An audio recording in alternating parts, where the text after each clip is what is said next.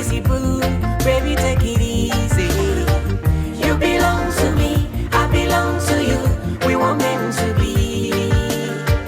Let's take it easy, baby. Take it easy, boo. Baby, take it easy. You belong to me, I belong to you. You're my destiny.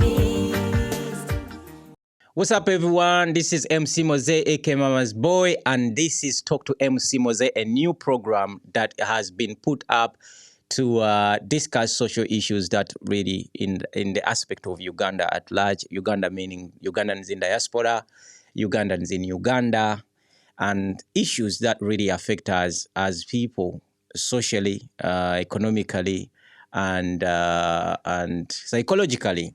We'll be talking about personal issues. We'll be talking about psychological issues that like your well-being as a person. How do you take care of yourself? Not that we know, but because we intend to learn from other people and also be helpful to other people and ourselves.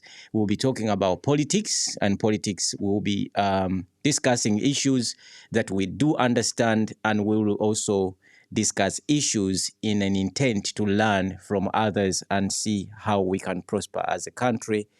We will be talking about education in general, and we will be inviting some Ugandans in UK who have made some huge personal achievements, and we will be talking about everything that you as the viewer feel like they need to be talked about. So you're welcome to my show, and please be part of the show. Call in, send me an email. We shall leave all the details that you can use to reach us so that we can move on as a country beyond expectations. So, Moseh, Mama's Boy, give us an example of what you will be talking about. I know you are passionate about talking about so many things. Just rip out some. I love prosperity. So I like to talk about things that help us as people to grow and also grow others and help a country to develop. And I know that in Uganda we are lacking so many things that I think, if given a chance, so many people that were brilliant in ideas and how to help their country socially to develop. So I'm going to be encouraging conversations that really help us as Ugandans to work together. The togetherness. My program, I wanted to focus on togetherness and understanding the importance of togetherness as a collective society. Right. So okay, you see, for me, I have seen that many Ugandans, or many people, Africans actually, they have made progress. Yeah. We've been to colleges, we've got PhDs, we are anything that you want, you can find Ugandans in every sector. Yeah. But what do you understand when we talk about progress? Is that really progress? In a sense, yes. In a sense, yes, because you need the grassroots level. And I think if you have an educated society, that is a grassroots level. And then how to promote togetherness and working together is something that we are still lacking compared to other communities.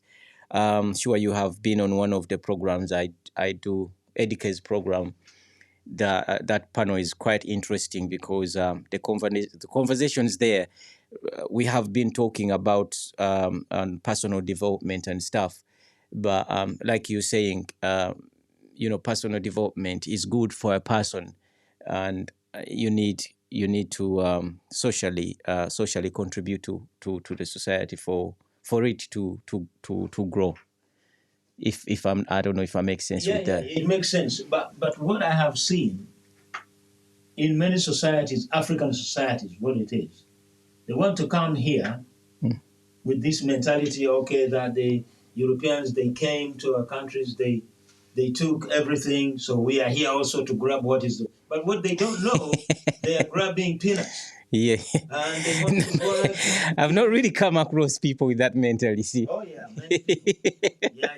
And you see, to them, yeah, they actually think You know, you see, if you give an African maybe two grand or 3 grand in the pocket, they think they've got a lot of money. Yeah. And you know why it doesn't make sense? They think they have got a lot of money because they convert it in their home currency. Yeah. It is a syndrome that we are trying to overcome. Hence, people like Eddie K. He's ever since he finished his education, he feels like his responsibility now is to encourage and drive the idea of education, which I applaud him for that. I think we are trying as a generation. We are trying to move away from that perspective of just coming here to make money, because how much can you make with labor work? And we are not the first generation to come here. In terms of black people, Jamaicans were the first. I think Caribbeans were the first generation of Nigerians. They came before Jamaicans. 200 years they've been coming here. 200 years. When you look at Uganda, a Nigerian community now, they are far away from compared to Uganda, Tanzania, and other, because those foundations have been laid down. Yeah. So I think what we are doing is good, to use what you have achieved, like all the skills you have achieved. Like JJ, you're the first person to talk to all of us, Amy, Edike, the whole group. That you guys, you have to go back to education if you want to do stuff. Well, if I have made that contribution, it's good, because I went there as a mature student. Yeah, I remember that everything. And I can see what you see. Look, this is how I say it. Many people think that when you go to university, you go to study and get a job. But my wife told me, forget all that. When you go to university, helps you to think. Yeah. And discipline. Exactly, discipline. And also it helps you to construct your thinking, basically. Yeah. So you learn to do things critically. That's what really confuses me when it comes to Ugandan service provision sectors and politicians, because I know that in most service provision centers, people are educated, they are trained, they are given those skills of services, of providing service. And then you go to a hospital and the way people talk to you is crazy. You go to a politician, the way he reasons, the way he talks to people, poor communication, and you're wondering if someone has got a PhD or master's degree, even if it's a bachelor, even if it's a diploma, the first basic skills you learn in education is communication. Correct. It doesn't matter what course you've done, effective communication. But when you look at Uganda today, and how politicians communicate to people, it's like they are installing something that can one day burst. When you speaking of, if I may, speaking of tribalism, that's what's happening now.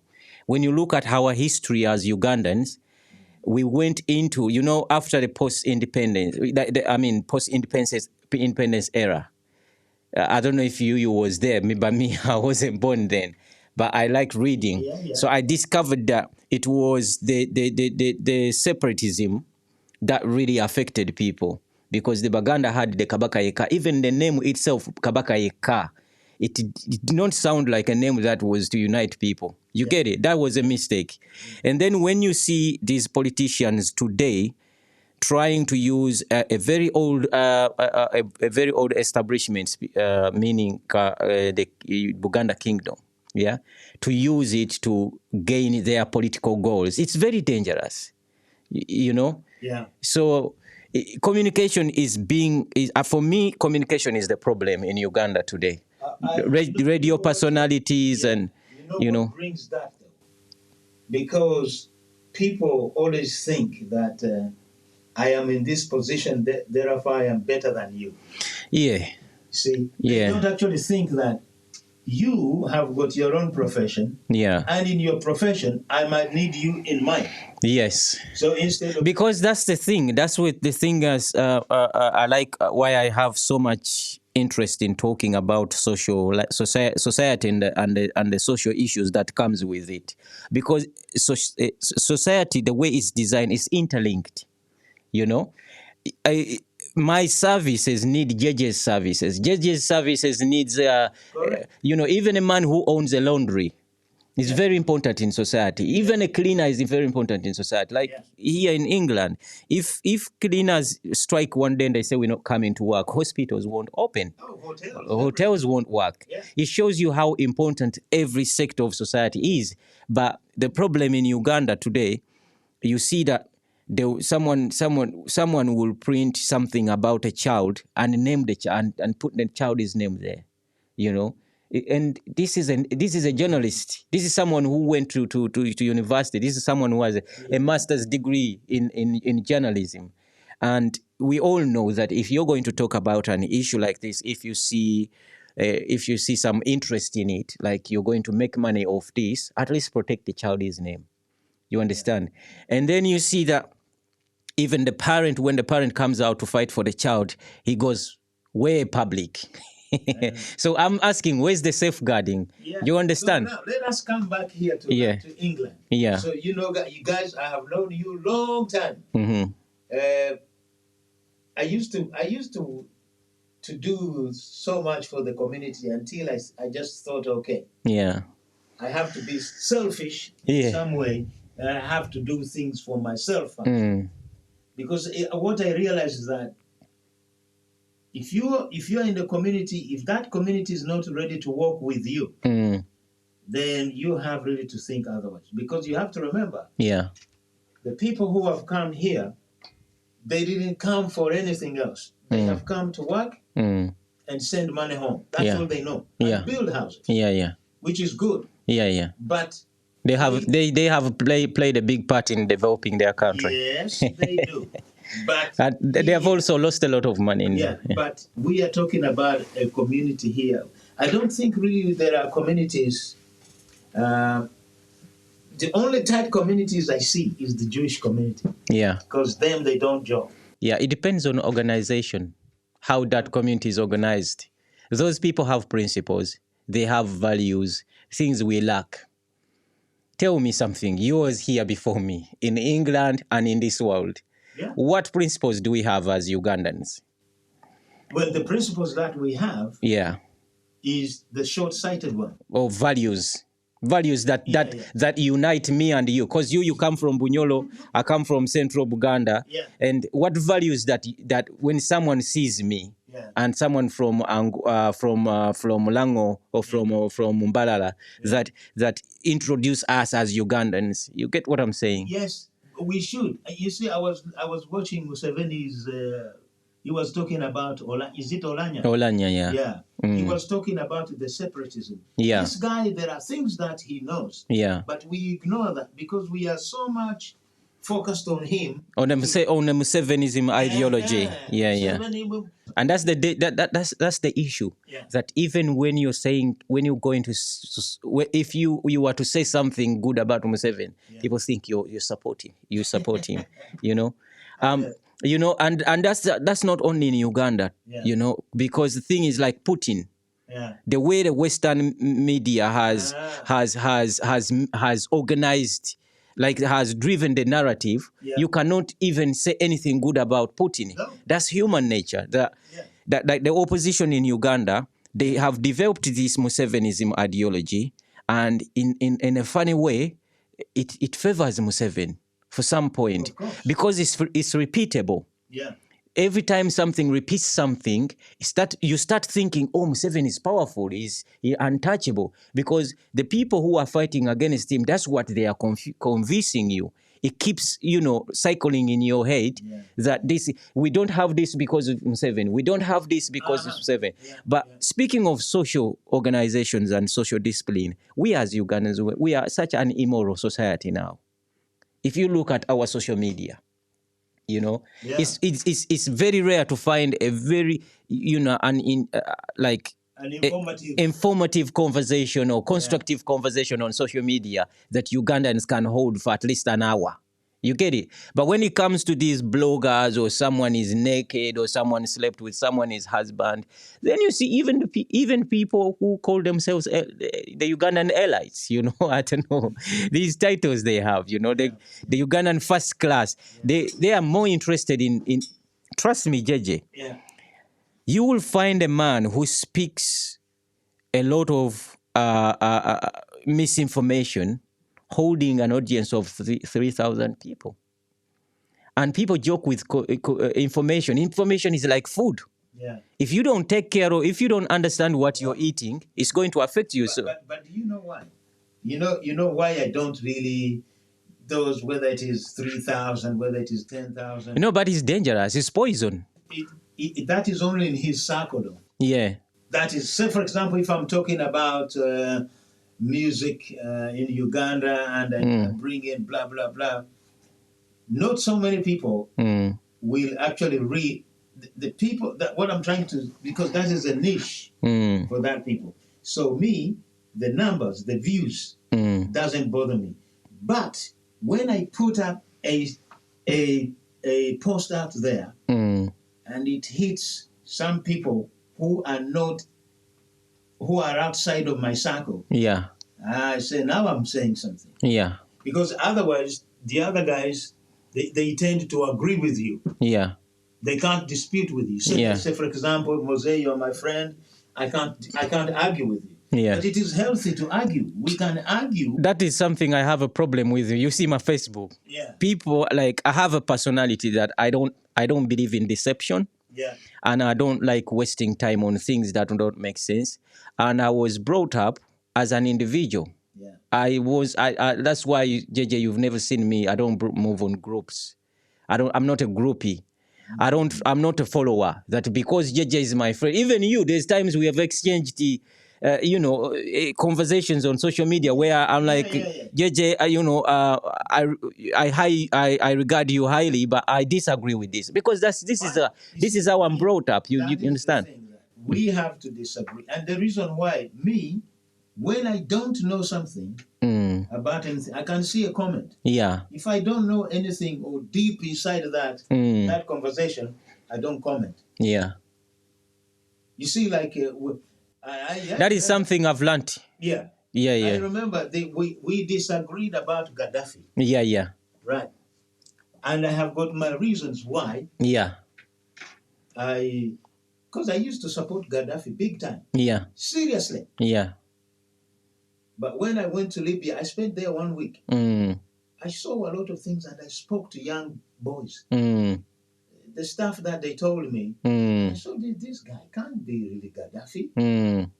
And Gaddafi didn't even tell his fellow Africans to respect Africans. That one I can tell you. You see, the stuff that you are hearing from Ukraine now, that they are stopping blacks to go. Yeah. It's true. Yes, it happened in Libya with us. Yeah, okay. Yeah. We were actually about to board a plane to come back. Do you know what we were told at the airport? They said, well, look, if you are not Arab first, Arab, they have to go on the plane first. Yeah. Now, if you're not Arab, you stand here. They even put us in 2 lines. Wow. Now, just imagine the Somalis, they were crying. They say, well, my name is Mohammed. Say, listen, don't worry about the name. You're not an Arab. So you see, I see that Gaddafi was not actually interested in telling his people that since we are in Africa, he's very good at presenting himself as an African. Yeah. Even on his clothing, he will put pictures of Kwame Nkrumah. So do most of African leaders. Yeah. So that is why I said that what I said. And also, he demolished the education system But Libyans were the most educated in Africa. That's what because they had the most doctors, based on what I read. Yes, yeah, you see, you can read a whole lot of things. If you really want to know what Gaddafi was thinking, get hold of his green book. Yeah. And if you understand it, then I'm sure you will even throw it away before you read 2 pages. Seriously. So I used to think this man, even when I took a trip. So JJ, speaking of Gaddafi, not to dwell on that one. Exactly. What do you prefer, a Libya of Gaddafi or a Libya of today? No. This is what I say. Yeah. I give Just imagine if you have got a mad dog and it is in a cage for 2 years caged. Yeah. When you release it, what does it do? Of course, yeah. Exactly. Yeah. Now, it is going to take time for people in Libya to reconcile themselves. You have to remember, Gaddafi divided Libya into two. Yeah. The people from Benghazi, Yeah. he saw them as really enemies. And the people from this side of Tripoli, Yeah. they're on their own. And that's what Museveni is doing as well. Exactly. So now when you say, do I prefer the Libya of today? Because right now, Yeah. they have tasted freedom.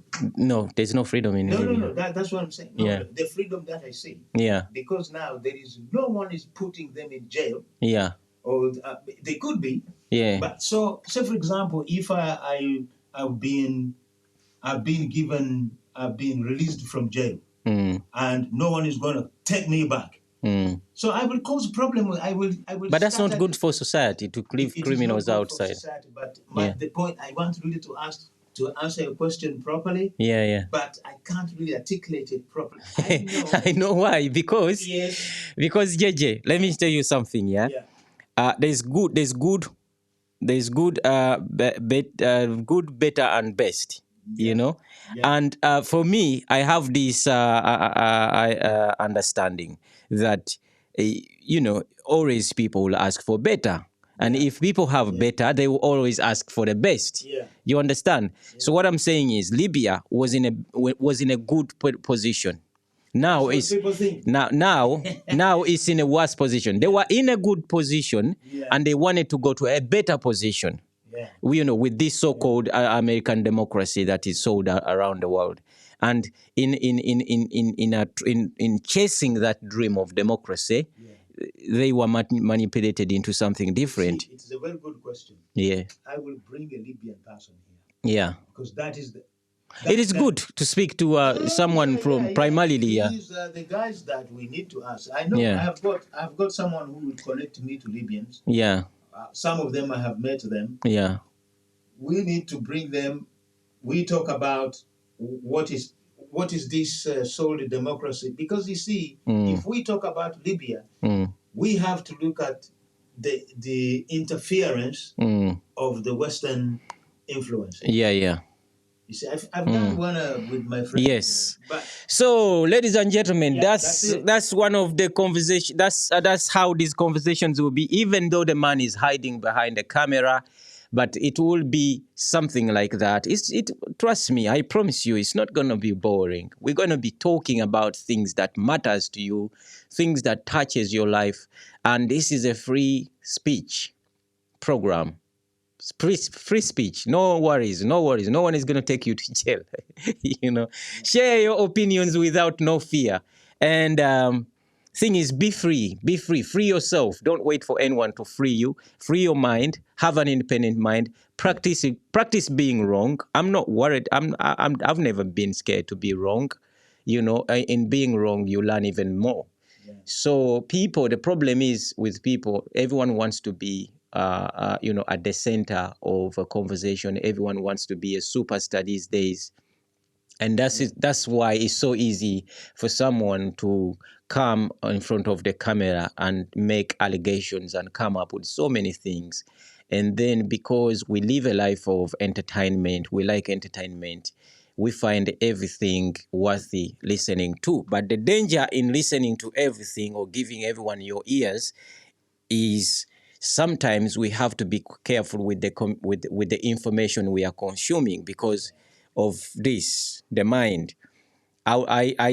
Whenever I talk to people about information, consuming information, I give an example of eating food. Like for those who live in Western world who eat a lot of genetically modified food, you know what the consequences of those types of food that you see. A lot of cancer disease, so many diseases, diabetes, so many diseases today. We are saying the world is developing, but as well, we are living a very unhealthy life because of the lifestyles that we put on ourselves and the lifestyles that are environmental that we can't avoid. For example, you live in England, where you're going to find organic food. Organic food is very, very expensive. So what happens is, you end up having what could be after effects of that consumption of whatever you have consumed. So the information is the same thing. Once you allow yourself to consume wrong information, you're going to spend most of your time angry at people, cursing people, waking up angry, going to bed angry. So, like JJ said, sometimes you do not have to respond to every post on social media. You do not have to give attention to everyone. I was going to speak some French language, but you just have to be careful what source of information you're consuming and what type of entertainment. But it's up to you. It's up to you. It's a free world. But we have a problem of mental health, and when you look at the factors that are influencing this disease now, it is social media is number one in causing mental health issues. This is why there's so many, there's high expectations of us as human beings, as individuals, to look better, to have a healthy body, to dress nice, to drive a nice car. That's where you see a lot of pretense. So many things are happening. People are doing surgeries on their body, on their beautiful God-given bodies. They are doing surgeries and people are taking medications to slim down. People are taking sorts of things. This is because, this. I don't want to speak about capitalism, but Remind the people they can come to the studio. You can come be wherever they are. Yes, you can come to the studio, and we have better technology. We can invite you from your home, and you will be on screen here with me discussing about these issues. MC Moseh, most people know me from music, and I don't really identify myself as a musician as such. I know you. I identify myself as an artist, because when you even when you listen to my music, it's art. I like to talk about things. I like to talk. I build stories in music. Fantastic. The only disappointment is that I don't chase as much as many musicians do. But for those who still support my music, and a lot of people still share my music, I've not been to studio for a long time. I've not been on stage for a long time, but you still see people, looking for your music. Thank you so much. I do a lot of charity, and I never really advertised my charity, but soon I will start showing the things I've done in Uganda, because there's a lot of people who ask us, what have you done? It's not about camera, that everything you do, you put it on camera. So we're going to be talking about these things and how we can help build ourselves as well as build, and why it's important to be a responsible person for yourself, for your family, and for your community. Thank you so much for watching us. And this is just the beginning. We were just doing a rehearsal that we thought maybe we could share it with you. And if you see anything wrong, we may have said wrong, please be free to send us your reviews. We are not scared of any reviews, even if it's negative. We learn better from negative reviews. That is something I learned from JJ when I was starting music, that listen more to people who are criticizing you, because there is more to learn from criticism than praises. Thank you so much. It's Mama's boy in the building. Okay.